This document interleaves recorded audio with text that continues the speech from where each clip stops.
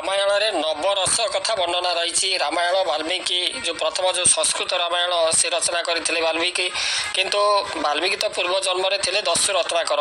ତାପରେ ସେ 1000 ବର୍ଷ ଧରି ତପସ୍ୟା କରିବା ପରେ ରାମ ରାମ ମାନେ ମରା ମରା ଜପ କରିବା ପରେ ତାପରେ ତାଙ୍କରି ମୁଖରୁ ରାମ ରାମ ଉଚ୍ଚାରିତ ହୋଇଥିଲା ଏବଂ ତାପରେ ସେ ବାଲ୍ମୀକି ସ୍ତୂପ ମଧ୍ୟରୁ ବାହାରି ଆସିଥିଲେ, ଯାହାକି ନାରଦ ତାଙ୍କର ନାମ ଦେଇଥିଲେ ବାଲ୍ମୀକି। ତେଣୁ ସେଇ ଯେଉଁ ବାଲ୍ମୀକି ସେ କିଭଳି ଭାବରେ ରାମାୟଣ ରଚନା କଲେ, ରାମାୟଣର ନବରସ ସେ ସ୍ଥାପନ କଲେ, ଆମର ଭାରତୀୟ ସଭ୍ୟତାକୁ ପ୍ରଥମ କରି ମାନେ କବିତା ସହିତ ପରିଚିତ କରାଇଥିଲେ ମହର୍ଷି ବାଲ୍ମୀକି। ତେଣୁ ତାଙ୍କୁ କୁହାଯାଏ ଆଦିକବି ବାଲ୍ମୀକି। ଯେତେବେଳେ ମୈଥୁନରତ ଏକ କ୍ରଞ୍ଚ ଦମ୍ପତିଙ୍କ ମଧ୍ୟରୁ ଗୋଟିଏକୁ ଶିକାରୀ ଯେଉଁ ଶରବିଦ୍ଧ କରି ତାଙ୍କର ମୃତ୍ୟୁ ହେଲା, ସେ ମୃତ୍ୟୁ ଲାଭ କରିବା ପରେ ଅନ୍ନ ସାଥୀଟି ସେ ବିଚ୍ଛେଦ ଦୁଃଖରେ ମାନେ ପ୍ରାଣ ହରାଇବାର ଦୃଶ୍ୟ ସେ ଦେଖି ଅଥୟ ହୋଇଉଠିଲେ ଏଇ ଯେଉଁ ବାଲ୍ମୀକି। ତାଙ୍କର ଯେଉଁ ବାଲ୍ମୀକିଙ୍କର କରୁଣାର୍ଦ୍ଧ ହୃଦୟ ସେ ଅଥୟ ହୋଇଉଠିଲା।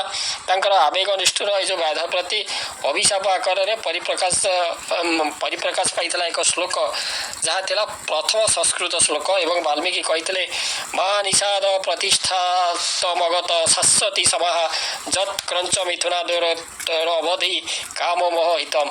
ତେଣୁ ହେ ନିଷାଦ, ତୁମେ କାମରତ ମାନେ ନିସଂଶୟ ଏକ ପକ୍ଷୀକୁ ତୁମେ ହତ୍ୟା କରିଥିବାରୁ ସବୁଦିନ ପାଇଁ ତୁମେ ଶାନ୍ତିରେ ରହିପାରିବ ନାହିଁ, ଏଇଭଳି ଏକ ଅଭିଶାପ ମଧ୍ୟ ବାଲ୍ମୀକିଙ୍କ ମୁହଁରୁ ବାହାରିଥିଲା। ତେଣୁ ବାଲ୍ମୀକିଙ୍କର ତାଙ୍କର ଚରିତ ଏଇ ଯେଉଁ ରାମାୟଣକୁ କୁହାଯାଏ ଆଦିକାବ୍ୟ। କାବ୍ୟ କହିଲେ ଏଥିରେ ନବରସ ରହିବା ଆବଶ୍ୟକ, ଅର୍ଥାତ୍ ଜୀବନର 9 ପ୍ରକାରର ଭାବ ବା ରସ, ଯେଭଳି ଭାବରେ ପ୍ରେମ, ବୀର, କରୁଣା, ଅଦ୍ଭୁତ, ହାସ୍ୟ, ଲଜ୍ଜା, ରୌଦ୍ର, ଶାନ୍ତ, ଭୟ ଇତ୍ୟାଦି ଏଇ ଯେଉଁ ନବରସ। ତେଣୁ ରାମାୟଣ ଯେଉଁ ମହାକାବ୍ୟରେ କିଭଳି ଭାବରେ 9 ପ୍ରକାରର ରସ ଭରି ରହିଛି ତାହାକୁ ବାଲ୍ମୀକି ତାଙ୍କର ଶ୍ଲୋକ ମାଧ୍ୟମରେ ମଧ୍ୟ ପ୍ରକାଶ କରିଛନ୍ତି।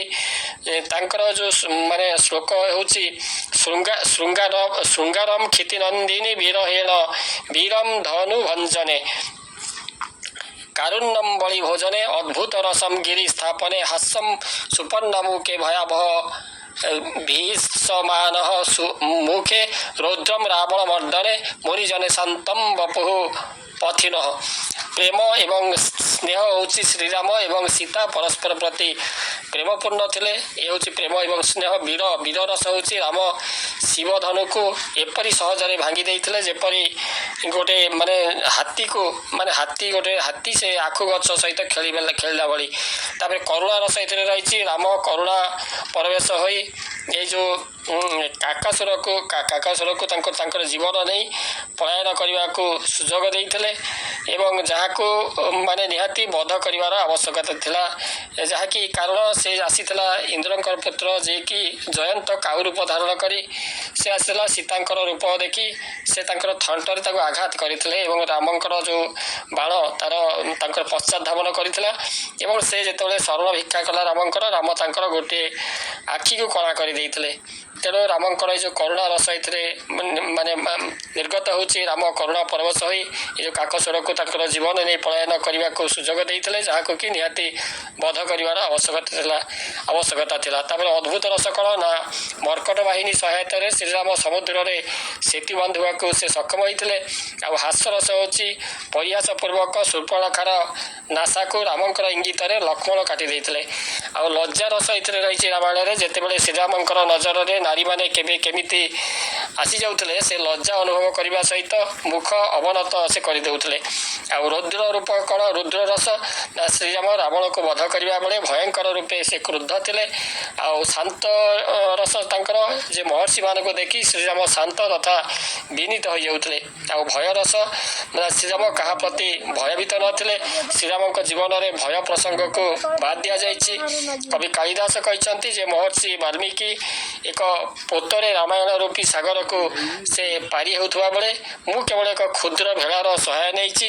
ସେଇଭଳି ଭାବରେ ଆମର ତାମିଲ କବି କମ୍ବ ସେ ବାଲ୍ମୀକି ରାମାୟଣର ବିଶାଳତାକୁ ନେଇ ମଧ୍ୟ ସେ ଭୂୟସୀ ପ୍ରଶଂସା କରିଛନ୍ତି।